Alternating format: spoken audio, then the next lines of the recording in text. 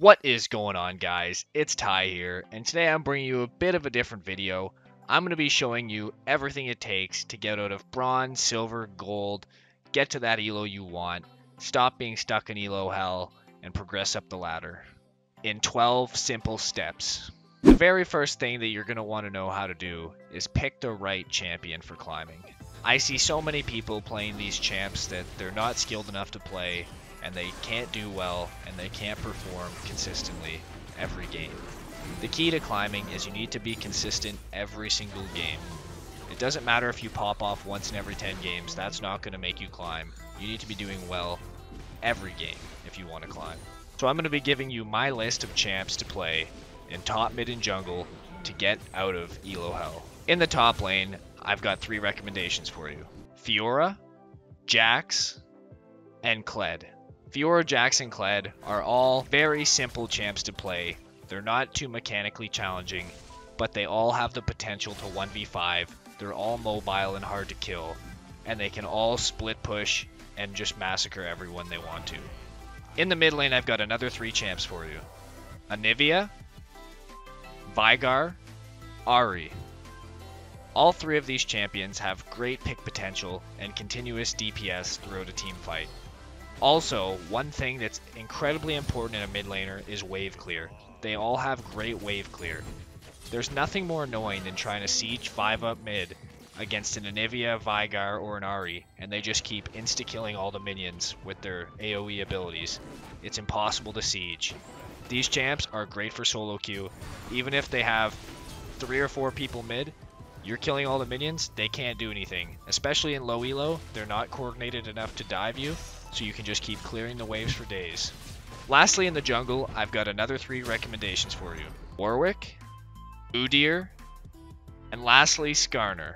Udyr, Warwick, and Skarner all have great ganks throughout the entire game and are very strong at all points in the game. They can duel pretty well anyone, they have great CC for setting up kills, and they all can tank up a lot of damage. You can get your team snowballing very quick on these champs, and you can look to put the team on your back.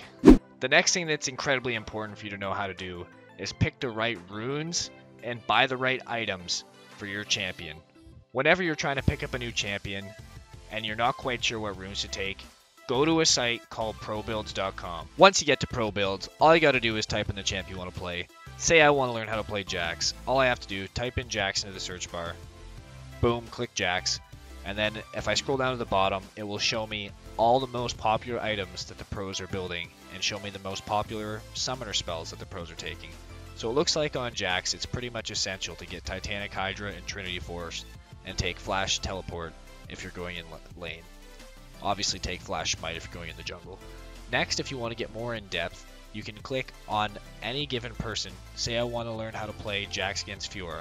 I clicked at this guy, Paradise, he's a pro, played Jax into Fiora. I scroll down to the bottom, it tells me his skill sequence, what he's maxing first. He's maxing W. It shows me his runes. These are the runes he's taking. You can always trust that the pros are going to take what's best for the champion. Don't be afraid to just cookie cutter copy what they're taking. It's going to work for you too. Next, if we scroll up, it'll show you what items he had in that game, and it'll show you what order he bought the items in. Obviously, every game you're not going to want the same items.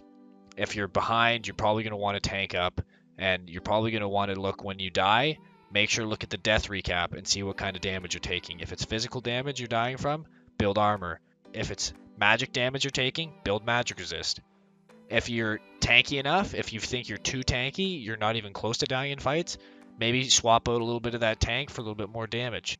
You can use this site to learn anything about any champion. It's great. The next thing you want to do is be very good at last hitting minions. The best way to learn this is to go into a private match by yourself and buy no items so you have the least attack damage and just sit there and last hit minions until you can get 100 CS in 10 minutes every time. So when last hitting under tower, you're going to want to let the tower shoot the melee minions twice and then auto attack to get the last hit. The tower is going to prioritize shooting cannon minions first, melee minions second, and then ranged minions last. So we wait, let it get shot once, auto attack. That one would have died to the tower shot, so we have to auto it and then use our auto attack reset to get the next hit on it. Turn all chat off and mute all. So the first thing you're going to want to do when you load into any league game is go straight into interface, scroll down to the bottom, and make sure to turn off all chat. The minute anybody gets toxic, make sure to do /mute all. That will mute all of their messages, but it won't mute their pings. You can unmute them by doing /mute all again.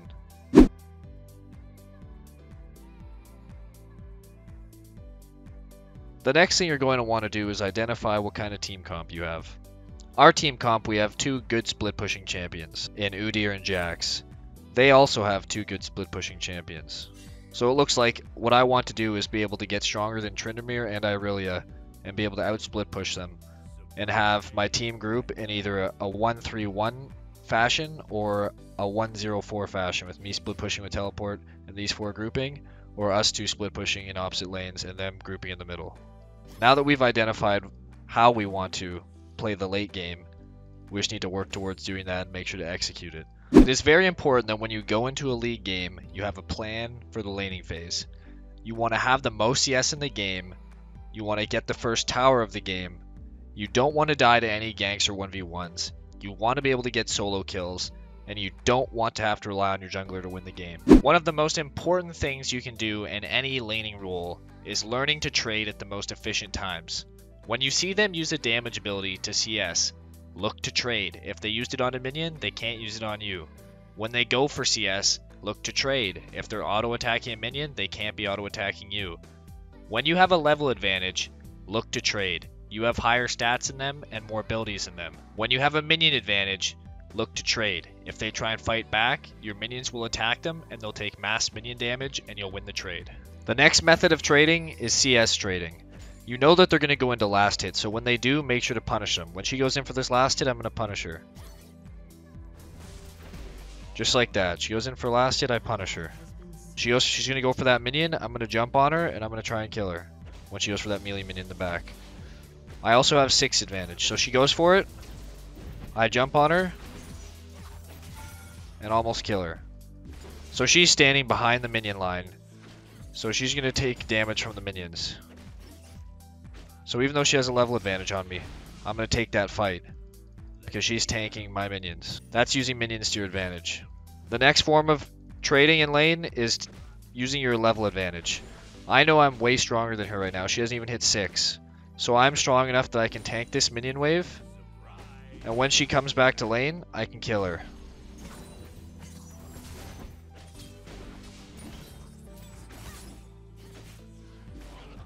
The Tryndamere comes in to help, but I just barely can kill the Irelia. I get my Triumph heal, and I'm sitting at level 7, and he's level 4, so I know I can turn and kill him too, because I have such a big XP advantage. XP advantage is huge. Can even kill the jungler. I just saw that she used her stun, so this is the other method of trading. She doesn't have her stun right now, so if she comes anywhere near me, I'm going to jump on her, because I know she doesn't have an ability. Whenever you see an enemy use an ability, that's when you want to trade with them, because if they use that ability on a minion or they miss it on you, then they can't use it on you. After you've dominated your lane by having a plan and knowing how to trade, you have to know what to do after you get your tower. So it looks like my bot lane's struggling, and I just killed the top laner and I'm about to get my tower. So the next thing you want to do after taking your tower when the rest of your lanes are struggling is help them.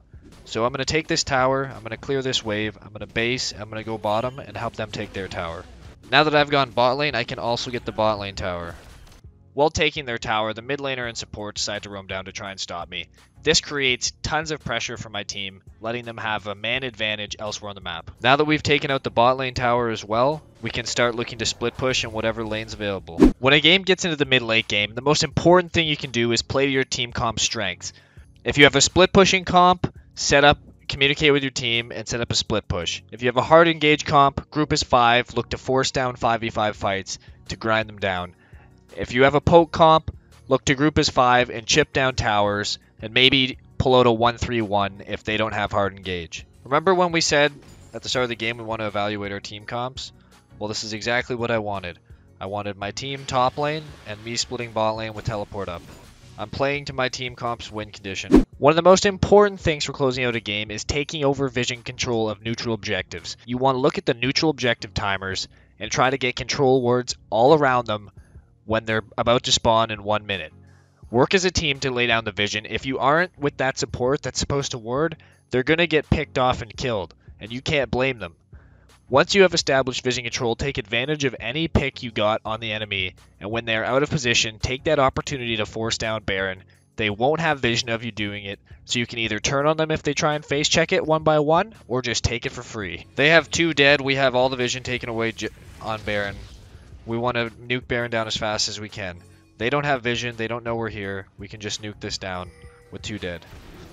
You want to take the little opportunity you have to take the Baron, and get it as fast as you can. With the pink ward, you know they can't see you. The earlier it is to 20 minutes, the faster it dies, and you can take it away for free. They don't have any idea we're doing Baron. And now with that Baron, you can start doing what you were doing all along. And go back to your comp's win condition, which is the 4-0-1 in my case.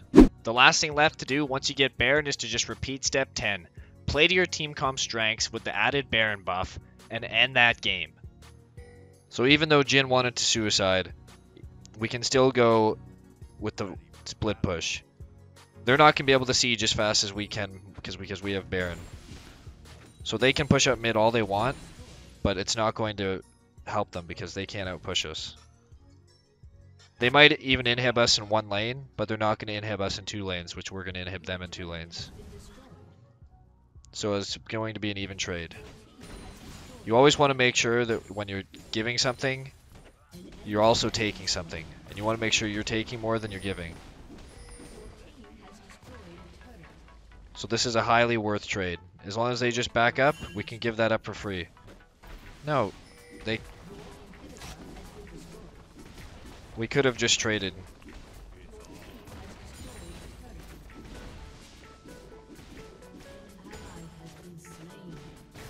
Instead, we might even lose the game if they die.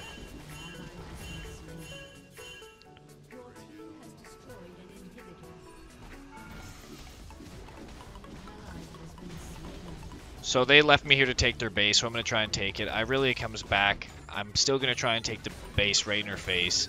They can't take our Nexus because we have Baron, so as long as Jin stays alive, Baron's up our minions, they can't end. So I'm just going to go in here, try and take the turret. I really is doing a bit of damage. I jump back, go back in for the tower. She gets a little too close. I get to take the tower anyways, just one-shot her, blow her up, then make my way for the Nexus. Tryndamere comes back. I'm not exactly sure where he's going. Thresh exhaust hooks me. I try and get away, but he's super annoying. I try and ward hop away, but I can't. He kills me. So for some reason my teammates don't decide to take the free inhib. I don't know why. I keep going. Take out a tier 2 tower. Take out a tier 3 tower.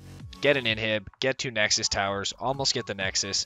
They only got a tier 3 tower and an inhib. Play to your team comp strengths. Work as a team. Take vision control on Baron. Get those free Barons. Win those games. Get that LP. And climb the ranked ladder. Thanks for watching, guys. If this guide helped you out, make sure to smash that like button. Make sure to subscribe. Have a great day, and I'll see you all in the next video.